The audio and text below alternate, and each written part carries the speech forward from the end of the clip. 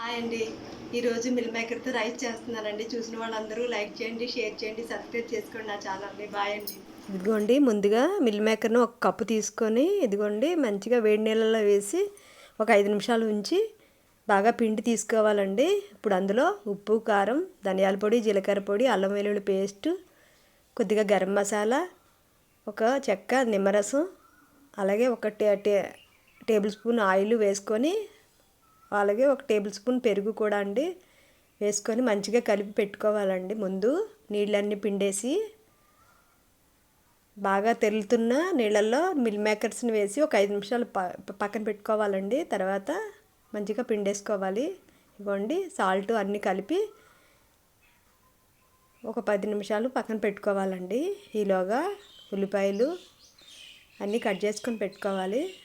ఇవ్వండి, టమాటాలు అయితే నేనైతే ఒక 4 టమాటాలు తీసుకున్నానండి. అలాగే ఉల్లిపాయ కూడా ఒక పెద్ద సైజు ఉల్లిపాయ ఒకటి తీసుకున్నాను. ఇవ్వండి, హోల్ గరం మసాలా ముందు కళాయిలో కొద్దిగా ఆయిల్, నెయ్యి వేసుకున్నానండి. చిన్న దాల్చిన చెక్క, ఒక 2 లవంగాలు, అనాస పువ్వు అన్నీ వేసుకున్నానండి. ఒక బిర్యానీ ఆకు, కొద్దిగా అల్లం వెల్లుల్లి పేస్ట్ వేసి ఇలా ఫ్రై చేసుకోవాలి. కొద్దిగా సాజీర కూడా వేసుకున్నాను. ఇలా వేగాలండి. వేగిన తర్వాత ఉల్లిపాయ ముక్కలు, పచ్చిమిర్చి 3 వేసుకున్నానండి. వేసుకొని ఇలా మగ్గించుకోవాలండి. మగ్గిన తర్వాత మనం ముందు ఉప్పు కలిపి పెట్టుకున్న టమాటా ముక్కలు కూడా వేసేసుకోవాలండి. వేసుకొని బాగా మగ్గించుకోవాలండి. ఈ రైస్ చాలా అంటే చాలా బాగుంటుందండి.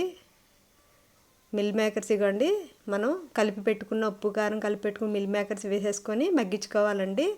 సగం మగ్గిన తర్వాత ఇవ్వండి, మరలా ధనియాల పొడి, జీలకర్ర పొడి, కొద్దిగా కారం, పసుపు, సాల్ట్ తగినంత వేసుకోవాలి. అలాగే కరివేపాకండి.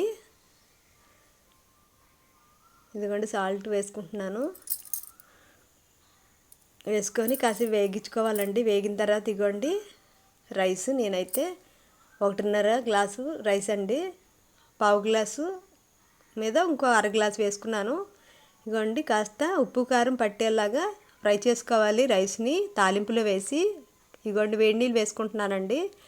గ్లాసున్నర రైస్కి 3 గ్లాసులు వాటర్ వేసుకొని ఉడికించుకోవాలండి. ముందు హై ఫ్లేమ్లో పెట్టుకోవాలి.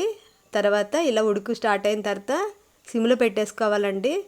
ఒక 10-15 నిమిషాలకి కుక్ అయిపోతుందండి. ఇదిగోండి, పైనుంచి నెయ్యి వేసుకుంటే చాలా రుచికరంగా ఉండే మిల్ మేకర్ రైస్ అండి. ఇది బిర్యానీ అనుకోండి, పులావ్ అనుకోండి, ఏదైనా అనుకోవచ్చండి. ఇదిగోండి, రైతాతో అయితే సూపర్గా ఉంటుందండి ఇది. నా వీడియోస్ నచ్చితే లైక్ చేయండి, షేర్ చేయండి, సబ్స్క్రైబ్ చేసుకోండి నా ఛానల్ని. బాయ్ అండి.